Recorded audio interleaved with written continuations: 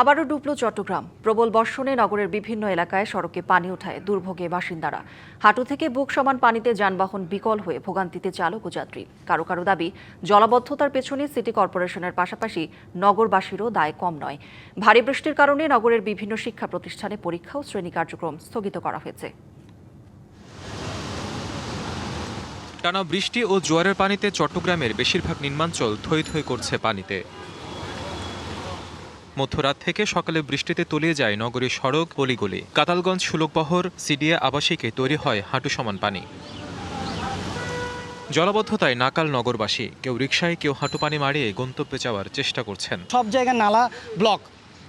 এখন যখন পানি উঠে নালাগুলা খুলে দিচ্ছে, কিন্তু পানি তো হয়ে যাচ্ছে, কিন্তু আর নালা তো ক্লিয়ার যাচ্ছে, মানুষ তো কষ্ট পাচ্ছে। কাতালগঞ্জ হইতে পুরো এরিয়া সড়কবর ধরে কাতালগঞ্জ ধরে পুরো ভিতরে পানি উড়ে ভরে যায়। জলাবদ্ধতায় বিকল যানবাহন। ভোগান্তিতে পড়েন অফিসগামী, চাকরিজীবী ও শিক্ষার্থীরা। এখন আমাদের ওখানে এক মাজা পানি, গাড়িটা রানিং গাড়ি, পানির ভিতরে নামার কারণে মোটরে এবং ওই ফিল্টারে পানি ঢুকে এখন ইঞ্জিনটা বন্ধ হয়ে গেছে।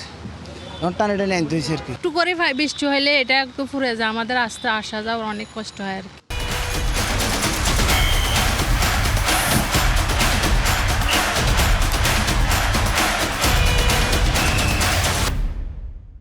তবে জলাবদ্ধতার পেছনে সিটি কর্পোরেশন সহ সেবা সংস্থাগুলোর দায় যেমন আছে, তেমনি নগরবাসীর দায়বদ্ধতাও কম নয়, এমন অভিযোগ বাসিন্দাদের। তো এখানে মেয়রের করার কিছু নেই আসলে।